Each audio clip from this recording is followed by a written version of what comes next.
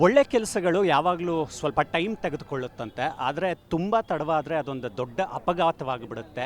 ಈ ಮಾತನ್ನು ತಮ್ಮ ಜೀವನದಲ್ಲಿ, ಕಲಾ ಜೀವನದಲ್ಲಿ ಪರಿಪೂರ್ಣವಾಗಿ ಅಳವಡಿಸ್ಕೊಂಡಿರೋರು ಸೆನ್ಸೇಷನಲ್ ಸ್ಟಾರು ಕೋಮಲ್ ಕುಮಾರ್ ಅವರು ಇವತ್ತು ನ್ಯಾಯವನ್ನು ಹುಡುಕೋ ಪ್ರಯತ್ನದಲ್ಲಿ ಇದ್ದಾರೆ. ತೆನಾಲಿ ಚಿತ್ರದ ಮುಹೂರ್ತ ಸಮಾರಂಭದಲ್ಲಿ ಸಿಕ್ಕಿದ್ದಾರೆ. ಮಾತಾಡಿಸ್ತಾ ಹೋಗ್ತೀವಿ. ಕೋಮಲ್ ಸರ್, ಯಾವಾಗಲೂ ನಾವು ನ್ಯಾಯದ ಹುಡುಕಾಟದಲ್ಲೇ ಇರ್ತೀವಿ. ನಾವು ಸಾಮಾನ್ಯವಾಗಿ ನ್ಯಾಯ ಸಿಗಬೇಕು, ಅನ್ಯಾಯ ಆಗಬಾರ್ದು ಸಮಾಜದಲ್ಲಿ ಅನ್ನೋವಂಥ ಒಂದು ಕಳಕಳಿ. ವಕೀಲನಾಗಿ ಕಾಣಿಸ್ಕೊತಾ ಇದ್ದೀರಾ. ಜಗ್ಗೇಶ್ ಸರು ಬಹಳ ಅಪರೂಪದ ಸಂಗತಿ ಹೇಳಿದ್ರು, ಕೋಮಲ್ ಏನಾದರೂ ನಟನಾಗದೆ ಹೋಗಿದ್ದೀರಾ, ನಿಜವಾಗ್ಲೂ ವಕೀಲನಾಗಿರ್ತಾ ಇದ್ದ ಅಂತ. ಇವತ್ತಿನ ಮುಹೂರ್ತದ ಸಂಭ್ರಮ. ಆ್ಯಕ್ಚುಲಾಗಿ ನಾನು ಯೂನಿವರ್ಸಿಟಿ ಲಾ ಕಾಲೇಜಲ್ಲಿ ಓದಿದ್ದು. ನನಗೆ ಆವಾಗ ಸೂಪರ್ ನನ್ನ ಮಗ ಮೂವಿ ಚಾನ್ಸ್ ಸಿಕ್ತು. ಕಾಲೇಜ್ ಮುಂದೆ ಪೋಸ್ಟರ್ ಹಾಕಕ್ಕೆ ಸ್ಟಾರ್ಟ್ ಮಾಡಿದ್ರು. ಅದೇನಾಗೋಯಿತು, ಮಿಲ್ಟ್ರಿ ಮಾವ್ ಅದು ನಮ್ಮ ಕಾಲೇಜ್ ಮುಂದ್ಗಡೆನೇ ಸ್ಟೇಟ್ ಬ್ಯಾಂಕ್ ಆಫ್ ಮೈಸೂರು ಹತ್ರ ಇದ್ದಿದ್ದು ಮುಂಚೆ ಕಾಲೇಜು. ಅಲ್ಲೆಲ್ಲ ಪೋಸ್ಟ್ರ್ ಹಾಕಿದಾಗ ಅದೊಂದು ಸ್ವಲ್ಪ ನಮಗೆ ತಲೆಗೆ ಹತ್ತಿಬಿಡ್ತು. ಅದು ಹತ್ತಬಾರ್ದಾಗಿತ್ತು. ಆ್ಯಕ್ಚುಲಾಗೆ ಅದು ಆ ಪೋಸ್ಟ್ರಲ್ಲಿ ಇರೋವಂಥ ಒಂದು ಅಂಶ ಪೋಸ್ಟ್ರ್ ಮೇಲೆ ಇರಬೇಕಾಗಿತ್ತು. ಒಂಚೂರು ಕಂಪ್ಲೀಟ್ ಮಾಡಿದರೆ ನನ್ನ ಲಾ ಕಂಪ್ಲೀಟ್ ಆಗಿಬಿಟ್ಟಿರೋದು. ಒಂದು 3 ಸಬ್ಜೆಕ್ಟ್ಸ್ ಬ್ಯಾಲೆನ್ಸ್ ಆಗೋಗ್ಬಿಟ್ಟು ಅದನ್ನ ಕಂಪ್ಲೀಟೇ ಮಾಡಲಿಲ್ಲ. ಸರಿ, ನನ್ನ ಫ್ರೆಂಡ್ಸ್ ಎಲ್ಲ ಹೇಳಿ ಅದನ್ನು ನೀವು ಮಾಡಿ ಯಾಕೆ ಬಿಡ್ತೀರಾ ಅಂತಂದಾಗ 9 ಇಯರ್ಸ್ ಬಿಟ್ಟು 3 ಸಬ್ಜೆಕ್ಟ್ಸ್ ಕಂಪ್ಲೀಟ್ ಮಾಡೋಕ್ಕೆ ಹೋದೆ. ಆವಾಗ ನಮ್ಮ ಕ್ಯಾಂಪಸ್ಸು ನಾಗರಬಾವಿಗೆ ಶಿಫ್ಟ್ ಆಗಿತ್ತು, ಇಲ್ಲಿ ಸ್ಟೇಟ್ ಬ್ಯಾಂಕ್ ಆಫ್ ಮೈಸೂರು ಸರ್ಕಲಿಂದ. ಬರೀತಾ ಇದೆ, ನನ್ನ ಕ್ಲಾಸ್ಮೇಟೇ ಸೂಪರ್ವೈಸರಾಗಿ ಬಂದುಬಿಟ್ರು. ಅಯ್ಯೋ, ಇವ್ರು ಸ್ಟಿಲ್ ರೈಟಿಂಗ್ ಎಕ್ಸಾಮ ಅಂದ್ರಲ್ಲ, ಅದು ನನಗೆ ತುಂಬ ಅವಮಾನ ಆದಾಗಾಗಿ ಅದು ಬಿಟ್ಬಿಟ್ಟೆ. ಅದಾದಮೇಲೆ ಕಾಲೇಜ್ ಕಡೆ ಹೋಗಲಿಲ್ಲ. ಹಂಗಾಗಿ ಆ 3 ಸಬ್ಜೆಕ್ಟ್ಸ್ ಬ್ಯಾಲೆನ್ಸ್ ಆಗಿ ನಾನು ಅಡ್ವೊಕೇಟ್ ಆಗೋಕ್ಕಾಗಲಿಲ್ಲ. ಕೋಮಲ್ ಸರ್, ನಾವು ಯಾವುದಾದ್ರೂ ಕಾಸ್ಟ್ಯೂಮ್ ಹಾಕ್ಕೊಂಡ್ರೆ ಅದರದ್ದೊಂದು ಏಜೆನ್ಸ್ ಶಕ್ತಿ ನಮ್ಮ ಒಳಗಡೆ ಹೊರಹೊಮ್ಮತ್ತಂತೆ. ಇವಾಗ ಕೆಲವರು ಪೊಲೀಸ್ ಪಾತ್ರ ಮಾಡ್ತಾರೆ, ವಕೀಲರ ಪಾತ್ರ ಮಾಡ್ತಾರೆ, ಡಾಕ್ಟರ್ ಪಾತ್ರ ಮಾಡ್ತಾರೆ. ಆ ಕಾಸ್ಟ್ಯೂಮ್ ಬಿದ್ದಾಗ ಆ ಎನರ್ಜಿ ಪಾಸ್ ಆಗೋದು ನಿಜನಾ? ನಿಮ್ಮ ಅನುಭವಕ್ಕೆ ಬಂದಿದೆಯಾ ಅದು? ನೀವು ಶ್ರದ್ಧೆಯಿಂದ ಇದ್ದರೆ ಖಂಡಿತವಾಗ್ಲೂ ಪಾಸಾಗುತ್ತೆ. ಇವಾಗ ನಮ್ಮ ಅಣ್ಣ ನನಗೆ ಆ ಕೋಟ್ ಕೊಟ್ಟಾಗ ನಮ್ಮ ತಂದೆ ಕೊಟ್ಟಿದ್ರೆ ಎಷ್ಟು ಸಂತೋಷ ಆಗಿರೋದು ಅನ್ನೋ ಒಂದು ಫೀಲ್ ಬಂತು. ಯಾಕಂದರೆ ಪಾಪ ನಮ್ಮ ತಂದೆಗೆ ಯಾವಾಗ್ಲೂ ಅದೇ ಚಿಂತೆ, ಯಾವಾಗ ಹಾಕೋದು ಕೋಟು. ನಮ್ಮ ತಂದೆ ಅಷ್ಟೊಂದು ಓದಿಲ್ಲದೆ ಇರೋದ್ರಿಂದ ಇವಾಗಲಿಂದನೇ ಹಾಕಂಗಿಲ್ವ. ಯಾಕಂದರೆ ಈ ಮೆಡಿಕಲ್ ಓದೋರೆಲ್ಲ ಫಸ್ಟ್ ಇಯರಿಂದನೇ ವೈಟ್ ಕೋಟ್ ಹಾಕೊಂಡು ಓಡಾಡ್ತಿರ್ತಾರೆ. ಸೊ ನಮ್ಮ ತಂದೆಗೆ ಯಾವಾಗಲೂ ಅದೊಂದು ಡೌಟ್ ಇತ್ತು. ನಾನು ಕೋರ್ಸ್ ಮುಗಿದ ಮೇಲೆ ಅಂತಂದೆ, ಬಟ್ ಅದಾಗಲಿಲ್ಲ ಕೋರ್ಸು. ಬಟ್ ಇವತ್ತು ನಮ್ಮ ಅಣ್ಣ ಕೊಟ್ಟಾಗ ನನಗೆ ಆ ಜ್ಞಾಪಕಗಳೆಲ್ಲ ಬಂತು. ನಿಜಕ್ಕೂ ಆ ಕಪ್ಪು ಕೋಟಲ್ಲಿ ತುಂಬ ಅದ್ಭುತವಾದ ಶಕ್ತಿ ಇದೆ. ನಾನು ನನ್ನ ಫ್ರೆಂಡ್ಸ್ ಎಷ್ಟೋ ಜನ ನೋಡಿದ್ದೀನಿ, ತುಂಬ ಟಾಪ್ ಲಾ ಫರ್ಮ್ಸ್ ಇಟ್ಟಿದ್ದಾರೆ. ಅವ್ರನ್ನೆಲ್ಲ ನೋಡಿದಾಗ ನನಗೆಲ್ಲ ಒಂದು ಕಡೆ ಸಣ್ಣ ಜಲಸಿನ ಆಗುತ್ತೆ. ನಾನು ಚೆನ್ನಾಗಿ ಓದ್ತಾ ಇದ್ದೆ, ಯಾಕೆ ಮಾಡಲಿಲ್ಲ ಅಂತ. ಬಟ್ ಆ ಕೋಟ್ ಹಾಕ್ಕೊಳ್ಳೋ ಅಂಥ ಯೋಗ್ಯತೆ ನನಗಿರಲಿಲ್ವೇನೋ. ಬಟ್ ರೀಲ್ ಲೈಫಲ್ಲಿ ಸಿಕ್ಕಿದೆ. So I am thankful for that. ಇತ್ತೀಚೆಗೆ ನಮ್ಮ ಸಮಾಜದಲ್ಲಿ ಡಿವೋರ್ಸ್ ಕೇಸ್ಗಳು ಹೆಚ್ಚಾಗ್ತಾ ಇದೆ. ನೀವು ಸ್ಪಿರಿಚುಯಾಲಿಟಿಯಲ್ಲಿ ತುಂಬ ನಂಬಿಕೆ ಇರೋರು. ಸಂಬಂಧಗಳನ್ನು ಉಳಿಸ್ಕೊಳ್ಳೋದಕ್ಕೆ ಯಾಕೆ ಇಷ್ಟು ಕಷ್ಟಪಡ್ತಾ ಇದ್ದೀವಿ ನಾವು?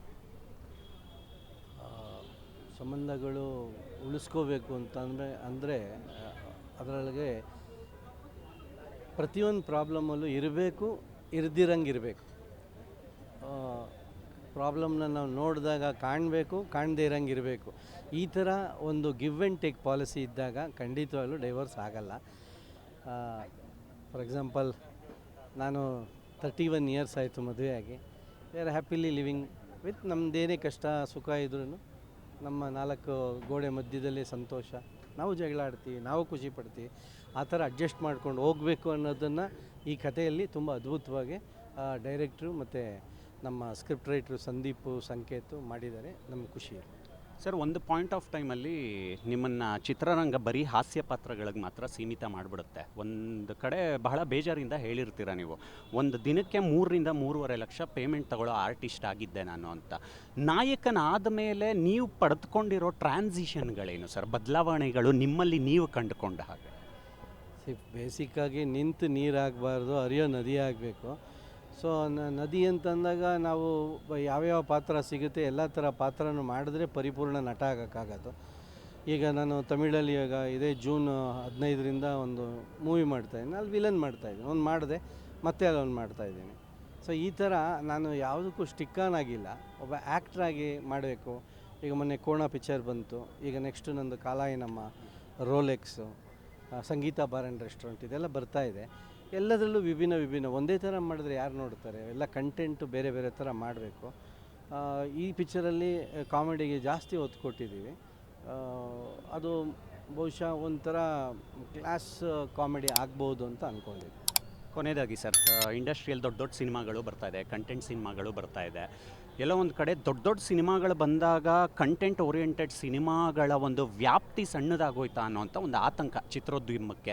ಅದಕ್ಕೆ ಏನಾದ್ರು ಕಮೆಂಟ್ ಮಾಡ್ತೀರಾ? ಏನಕ್ಕಂದರೆ ಇತ್ತೀಚೆಗೆ ನೀವು ಆಯ್ಕೆ ಮಾಡ್ಕೊಳ್ತಾ ಇರೋ ಸಿನಿಮಾಗಳು ಕತೆ ಮೇಲೆ ಅವಲಂಬಿತವಾಗಿರುತ್ತೆ. ಈಗ ಕೋಣ ಪಿಕ್ಚರು ರಿಲೀಸ್ ಆದಾಗ ನಮಗೆ ಅಷ್ಟೊಂದು ಒಳ್ಳೆ ಪ್ರತಿಕ್ರಿಯೆ ಥಿಯೇಟ್ರಲ್ಲಿ ಸಿಕ್ಕಲಿಲ್ಲ. ಬಟ್ ಅದೇ ಝಿಯಲ್ಲಿ ಪಿಕ್ಚರ್ ಬಂದಾಗ ಹೈಯೆಸ್ಟು ವ್ಯೂಸ್ ಆಗಿದೆ. ಆ ವ್ಯೂಸು ನಮ್ಮ ನಿರ್ಮಾಪಕರಿಗೆ ಏನೋ ಒಂದು ಪೇಪರ್ ವ್ಯೂ ಸಿಸ್ಟಮಲ್ಲಿ ಹೆಲ್ಪ್ ಆಗ್ಬೋದು. ಅದೆಲ್ಲದಕ್ಕಿಂತ ಮೇಲೆ 73,000 ಡೌನ್ಲೋಡ್ ಆಗಿತ್ತು ಟೆಲಿಗ್ರಾಮಲ್ಲಿ. 73,000 ಅಂತ ಅಂದಾಗ ಅದನ್ನು ಎಷ್ಟು ಜನಕ್ಕೆ ಅವ್ರು ಫಾರ್ವರ್ಡ್ ಮಾಡಿರ್ತಾರೆ ಗೊತ್ತಿಲ್ಲ, ಅವನ್ನ ಹಿಡಿದು ಜೈಲಿಗೂ ಹಾಕಿದ್ರು. ಬಟ್ ಅದು ನಾವು ಅದ್ರ ಬಗ್ಗೆ ತುಂಬ ಎಚ್ಚರ ವಹಿಸ್ಕೊಂಡಿದ್ವಿ. ಈ ಥರ ಫ್ರೀ ಡೌನ್ಲೋಡ್ ಆದಾಗ ಥಿಯೇಟ್ರಲ್ಲಿ ಏನಕ್ಕೆ, ಇಲ್ಲೇ ಮನೆಯಲ್ಲೇ ಬರುತ್ತೆ, ಇಲ್ಲೇ ಫೋನಲ್ಲೇ ಸಿಗುತ್ತೆ, ನೋಡಿ ಇದು ನೋಡಬೇಕಂದ್ರೆ ಇಲ್ಲೇ ನೋಡಿ. ಈಗ ನಾವು ಎಷ್ಟೊಂದು ಕಡೆ ನೋಡಿರ್ತೀವಿ ಆ ಥರ. ಬಟ್ ನಾನು ಅದನ್ನು ಹಂಗೆ ಅಂದ್ಬಿಟ್ಟು ನಿಮ್ಮ ದುಡ್ಡನ್ನೆಲ್ಲ ಖರ್ಚು ಮಾಡಿಕೊಂಡು ನನ್ನ ಪಿಕ್ಚರ್ ನೋಡಿ ಅಂತ ಹೇಳಲ್ಲ. ಅವ್ರಿಗೆ ಇಷ್ಟ ಆದಾಗ ಅವ್ರು ಖಂಡಿತವಾಗ್ಲೂ ಅದನ್ನು ಸಪೋರ್ಟ್ ಮಾಡ್ತಾರೆ. We can't force anybody. ನಾವು ಯಾರನ್ನೂ ಬಲವಂತ ಮಾಡಿ ನಮ್ಮ ಪಿಕ್ಚರ್ ನೋಡಿ ಥಿಯೇಟ್ರಲ್ಲೇ ನೋಡಿ ಅಂತ ಹೇಳೋಕ್ಕಾಗಲ್ಲ. ಅವರೊಂದು ಸಪೋರ್ಟ್ ಇರುತ್ತೆ ಅಂತ ಅಂದ್ಕೊಂಡಿರ್ತೀನಿ ಅಷ್ಟೇ. ಓಕೆ ಸರ್, ತೆನಾಲಿಗೆ ಒಳ್ಳೆಯದಾಗಲಿ, ನಿಮಗೆ ನ್ಯಾಯ ಸಿಗಲಿ. Thank you. ಇವಿಷ್ಟು ನಟರಾಗಿರೋ ಕೋಮಲ್ ಕುಮಾರ್ ಅವರ ಮಾತುಗಳು. ಕ್ಯಾಮ್ರಾ ಪರ್ಸನ್ ಗೋಪಿ ಜೊತೆ Mavali Karthik, Karnataka news beat. Karnataka news beat follow ಮಾಡಿ, ಸಬ್ಸ್ಕ್ರೈಬ್ ಮಾಡಿ.